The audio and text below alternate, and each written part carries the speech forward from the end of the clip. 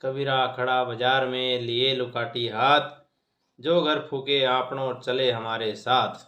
इतना दिया दाता ने मुझको जितनी मेरी औकात नहीं, इतना दिया दाता ने जितना मेरी औकात नहीं। ये तो तेरा कर्म है दाता, मुझ में ऐसी बात है क्या।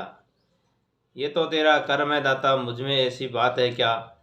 नमस्कार दोस्तों, आप सभी का हमारे YouTube चैनल पर हार्दिक स्वागत है। मित्रों, आज की हास्य कथा दो कंजूसों को लेकर है। दोस्तों, होता है क्या, एक बार एक कंजूस भगवान जी के मंदिर में जाता है और बोलता है, भगवान जी आपको 5 रुपये का प्रसाद चढ़ाऊँगा यदि मेरा इसमें 50,000 का फ़ायदा हो जाए तो दोस्तों, एक बार सोचता है कि मैं बाद में चढ़ा दूंगा, एक बार सोचता है कि मैं पहले चढ़ा दूँ।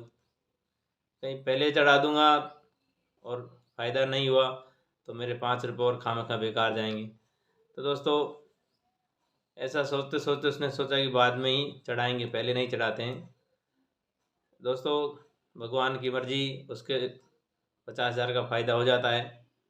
बाद में फिर वो सोचता है कि 5 रुपये का प्रसाद और 50,000 का फ़ायदा, तो 5 रुपये तो बहुत कम है फ़ायदे के हिसाब से। तो दोस्तों, करता है क्या, एक रेखा खींचता है, लाइन,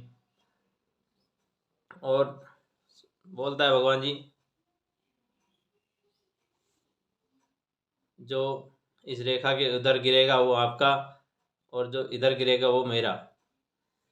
तो दोस्तों, फेंकना तो उसी को था, कंजूस को।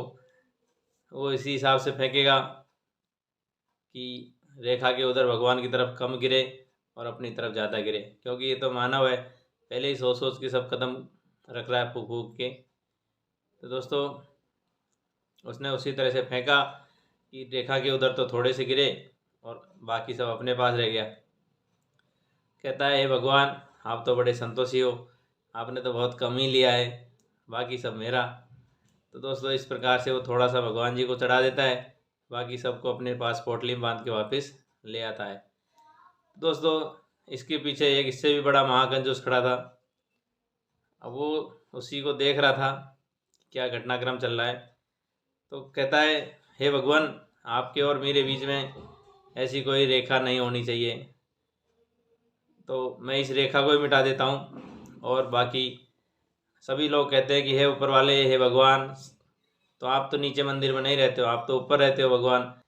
तो जो पैसा जो मैं कमा के लाया हूँ सबके सब ऊपर फेंकता हूँ, जो ऊपर रह जाए वो आपके और बाकी नीचे गिर जाए वो मेरे। तो दोस्तों, आप समझ सकते हैं कि कैसे कैसे दिमागदार लोग दुनिया में हैं।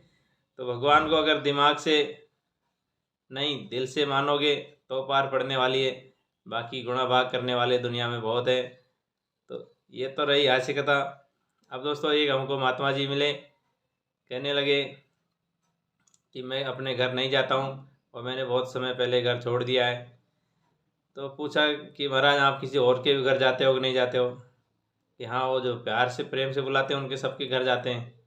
तो कही वो एक ही घर ने आपका क्या बिगाड़ा जिसमें आप नहीं जाना चाहते हो। कि नहीं नहीं नहीं, उस घर में नहीं जाते, हमारे सदग्रंथों में लिखा है, संतों की वाणी से सुना है कि एक बार त्याग दिया उस घर में जाना नहीं। तो दोस्तों, उसको थोड़ा सा इरिटेट किया।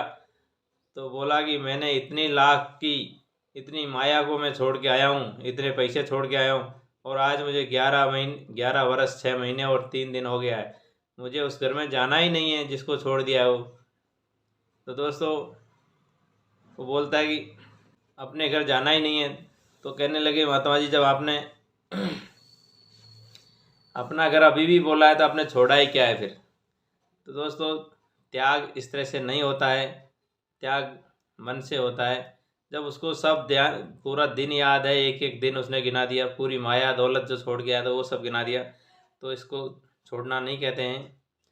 तो कबीरा खड़ा बाजार में लिए लुकाटी हाथ, जो घर फूके आपनो चले हमारे साथ। कबीरदास जी कहते हैं कि जिसको अपना घर छोड़ना है और भगवान जी के घर जाना है, वो आप हमारे साथ आइए और पहले अपने घर को आग लगा के आइए। ये मसाल लिए हम खड़े हैं। तो दोस्तों, मसाल दे दिया जाता है एक आदमी को, वो धीरे धीरे अपने घर की तरफ जा रहा है। उसको साथ ही ये भी बोल दिया कि अपने ही घर में आग लगाना, कहीं गलती से दूसरे के घर मत जला के आ जाना। दोस्तों धीमे धीमे सोचता जा रहा था कि मैं घर को आग लगाऊं, घर को आग लगाऊं, फिर वन में जाऊं। रास्ते में एक मंदिर मिल जाता है, तो उसको याद आई कि हम मंदिर में जो आरती करते हैं उसमें क्या है, तन मन धन सब तेरा, तेरा तुझको अर्पण किया लागे मेरा।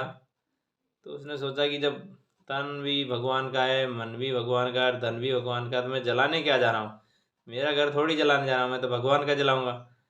तो दोस्तों ये सोच करके वो वापस आ गया कि मेरा कुछ है ही नहीं, जो है जो सब भगवान का है। तो दोस्तों यही एक समझदारी है, न साथ लेके आए न साथ ले जाने वाले हैं। जो कुछ है वो यहीं आके मिला है, जो कुछ है वो यहीं छूटने वाला है। ये तो माया है जिसने किसी को छोड़ा नहीं है। केवल और केवल सुखदेव जी महाराज जिन्होंने परीक्षित को, राजा परीक्षित को भागवत सुनाई थी, माया ने उसी को नहीं स्पर्श किया। बाकी तो ऐसा कोई जीव जंतु नहीं है, आदमी नहीं है जो माया के चक्कर से बच गया हो। तो दोस्तों इसी को फूकना कहते हैं कि आप जहाँ भी रहे त्याग की भावना से रहे, ज़्यादा लिप्त नहीं होंगे तो फायदे में रहेंगे। बुढ़ापे में आदमी को धीमे धीमे करके खाने की आदत, पीने की आदत, राय मशूरा सलाह देने की, सब कुछ छोड़ना होता है, नहीं तो फिर वो तकलीफ़ में रहता है। गीता में भी कहा गया कि तेन तकतेन भुंजिता, अर्थात आप इस संसार को त्याग पूर्वक भोगेंगे तो ही फायदे में रहेंगे, बाकी आप परेशानी में रहेंगे। इसलिए त्यागपूर्वक संसार को जीजिए, मज़ा लीजिए और भगवान का भजन कीजिए।